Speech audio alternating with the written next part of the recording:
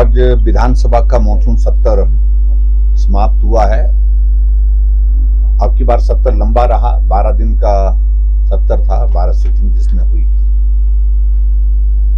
और विपक्ष की ओर से मैंने पहले दिन से बड़ा स्पष्ट किया था कि प्रभावी ढंग से जनहित के मुद्दों को हम उठाएंगे। और मैं धन्यवाद करना चाहूंगा सभी माननीय विधायक जो भारतीय जनता पार्टी के हैं। पूरे विधायक दल ने पूरी ताकत के साथ विधानसभा के अंदर जनहित के मुद्दों को उठाया है। और उसमें सबसे पहला प्रमुख रूप से बारिश के कारण हिमाचल प्रदेश में जो जान माल की क्षति हुई उस पर हमने चर्चा चाही और काम रोको प्रस्ताव लाया नियम 67 के अंतर्गत। हालांकि सरकार नहीं चाह रही थी, सरकार चाह रही थी कि 130 के अंतर्गत चर्चा की जाए, लेकिन हमने कार्य स्थगन ला करके उस पर चर्चा मांगी और आखिरकार विपक्ष की उस बात को विधानसभा अध्यक्ष महोदय जी ने स्वीकार किया और नियम 67 के अंतर्गत चर्चा हुई और चर्चा 4 दिन तक चली। हमने सुझाव भी दिए, लेकिन इस बात को लेकर के निश्चित रूप से हमें लगता है कि जितना गंभीरता से आपदा की परिस्थिति हिमाचल प्रदेश में सरकार को लेनी चाहिए उस तरह से नहीं ली गई। मैं किसी को दोषी ठहराने का पक्षधर नहीं हूं, आपदा आपदा है। लेकिन शुरू के दौर में जब आपदा हिमाचल प्रदेश में मंडी जिला में आई और मंडी जिला में भी मेरे विधानसभा क्षेत्र में आई तो बहुत अलग तरह की टिप्पणियां हमको सत्ता पक्ष के और हमारे जो लोग कांग्रेस पार्टी के हैं उनकी नेताओं की ओर से सुनने को मिली। और कुछ लोगों ने तो यहां तक के इस आपदा का जिम्मेवार ही मुझे ठहराया। और आज जब सत्र समाप्त हुआ तो आज भी हिमाचल प्रदेश आपदा के उस दौर से बाहर नहीं निकल पाया है, बल्कि आपदा हर विधानसभा क्षेत्र में, हर जिले में लोगों का बहुत बड़ा नुकसान करके गया है। अभी चंबा जिला इस त्रासदी के दौर में बहुत भयंकर कठिनाई के दौर में से गुजर रहा है, जहां बहुत बड़े जान माल की क्षति हुई है मणिमहेश की उस यात्रा के दौरान। हम इस बात को कहते हैं, जो हमने विधानसभा के अंदर भी कहा है, आपदा में इस बात को हमको मान करके चलना चाहिए कि अगर आप के हाथ में वो सारी चीजें नहीं है, लेकिन व्यवस्था की दृष्टि से जो कदम समय पर उठाने चाहिए थे उनमें कमियां रही है।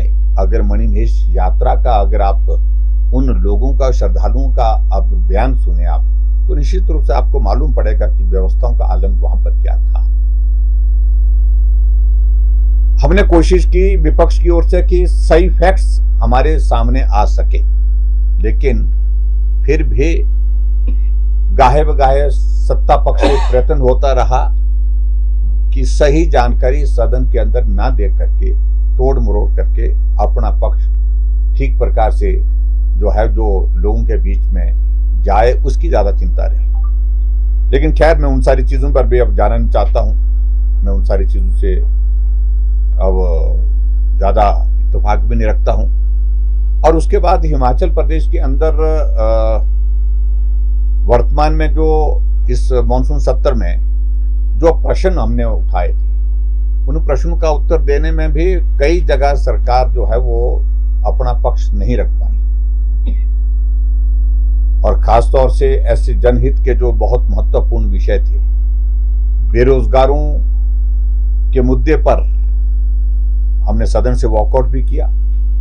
जब आंकड़े झूठे प्रस्तुत किए गए,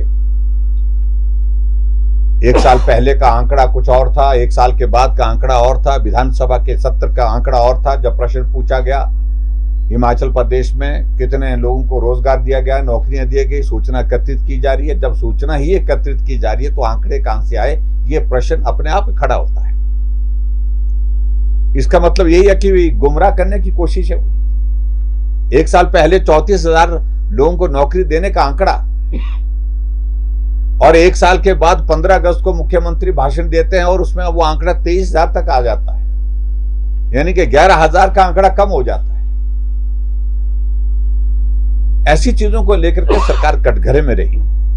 और उसके साथ साथ में हिमाचल प्रदेश में विशेष तौर से जो राजनीतिक प्रतिशोध की भावना से जो काम चल रहा है पिछले 3-3.25 वर्ष के कार्यकाल से लगातार, उसका हमने लगातार विरोध किया है। अभी भी संस्थान बंद किए गए, अभी भी संस्थान बदले गए, जिस संदर्भ में प्रश्न विधानसभा के अंदर पूछे भी गए, जिसका संतोषजनक उत्तर नहीं मिल पाया। और आज भी हिमाचल प्रदेश की आर्थिक स्थिति पर रिसोर्स मोबिलाइजेशन के लिए जो प्रस्ताव कांग्रेस पार्टी के विधायक की ओर से लाया गया था, उस पर जब चर्चा हुई और चर्चा का समापन मुख्यमंत्री जी ने किया, तो उसमें भी सही चीजें नहीं थी। कुल मिलाकर के घिसी पिटी वही चीजें। 3 साल का सरकार का कार्यकाल कांग्रेस का पूरा होने जा रहा है, लेकिन 3 चीजें गिनाने के लिए सरकार के पास नहीं है। सुखाश्रय, एक दूध की योजना, इसके अलावा कोई तीसरी योजना तक पहुंच ही नहीं पाए, जबकि 3 साल का कार्यकाल पूरा हो गया।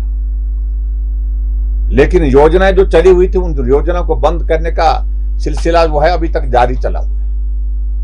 ये सचमुच में चिंता का विषय है। मेरा यही कहना है कि मुख्यमंत्री को आज भी हमने कहा है कि आगे बढ़ना चाहिए, काम करना चाहिए। काम बंद करके प्रदेश नहीं चल सकता है। और जो झूठे आंकड़े, गलत आंकड़े, वस्तुस्थिति से हट करके जो गलत फैक्ट्स प्रस्तुत करना, ये आदत बन गई है सरकार की, जो चिंता का विषय है।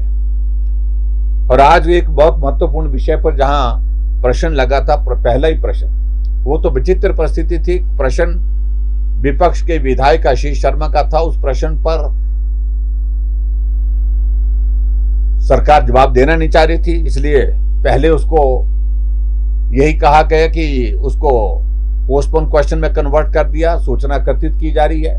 बाद में उस प्रश्न को इस सत्र में विलोप कर दिया। जब हमने पिछले कल शोर डाला, आरटीआई में इंफॉर्मेशन मिल जाना और विधानसभा में उस सूचना का ना मिलना, ये बहुत बड़ा प्रश्न चिन्ह है सरकार के ऊपर, जिसका वो जवाब नहीं दे पाएंगे। और वो सारा मामला, मुझे उसमें विस्तार से कुछ कहने की आवश्यकता नहीं है। आज कांग्रेस पार्टी पूरे देश भर में आंदोलन चलाई हुई है, वोट चोर के नारे लगा रहे हैं। अगर वोट चोर का अगर सबसे बड़ा उदाहरण अगर कोई है, तो ये उदाहरण है जो आरटीआई के माध्यम से जो इंफॉर्मेशन जो उपलब्ध हुई है, वो एक बहुत बड़ा 64 महिला मंडलों को आचार संहिता के दौरान उनके खाते में पैसे डाले गए। 34 लाख के लगभग डाला गया।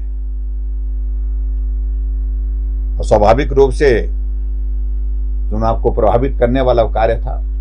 मैं उस पर ज्यादा टिप्पणी नहीं करना चाहता हूँ। थोड़ा वो मुझे जानकारी मिली अब कि वो मामला जो है माननीय उच्च न्यायालय के इसमें भी चला गया है। मैं उस पर ज्यादा टिप्पणी अब करना नहीं चाहता, क्योंकि अब सब जुडियस है मामला, तो इतना ही मैं कहना चाहता हूँ। लेकिन कोई भी कसर नहीं छोड़ी। भ्रष्टाचार की सारी सीमाएं टूट गई। कानून व्यवस्था पर हम चर्चा करना चाहते थे, लेकिन समय की उपलब्धता कम होने की वजह से वो नोटिस हमारा लगा था, लेकिन चर्चा नहीं हो पाई। हिमाचल प्रदेश में बेरोजगारों को नौकरी देने की बात करते हुए 5 लाख नौकरियां, पक्की नौकरियां, पेंशन वाली नौकरियों की बात कहने वाली कांग्रेस 3 साल के कार्यकाल में हिमाचल प्रदेश में नौकरी नहीं दे पाई। और उल्टा जो है वो जॉब ट्रेनिंग की पॉलिसी जो है वो ला करके बेरोजगारों के सामने एक बहुत बड़ा प्रश्न चिन्ह खड़ा किया है। उस पर भी बात करना चाहते थे, थोड़ी बात उस पर हुई, लेकिन ज्यादा विस्तार से बात उस पर नहीं हो पाई। हिमाचल ऑन सेल, अगर सही मायने में अगर आज की तारीख में, तो उसका उदाहरण देखने को आपको मिले। टूरिज्म की प्राइम लोकेशन पे प्रॉपर्टी जो है, उनके लिए कह दिया गया कि अक्टूबर महीने के बाद कोई भी उसमें बुकिंग नहीं ली जाएगी, क्योंकि उनको बेचा जा रहा है। सबसे बड़ा उदाहरण यह है। पालमपुर यूनिवर्सिटी की सैकड़ों बीघा जमीन जो है बेचने का प्रयत्न किया गया। अभी मामला जो है वो बीच में अटका पड़ा हुआ है। तो ये ऐसे उदाहरण है जो हिमाचल के हित के लिए नहीं है।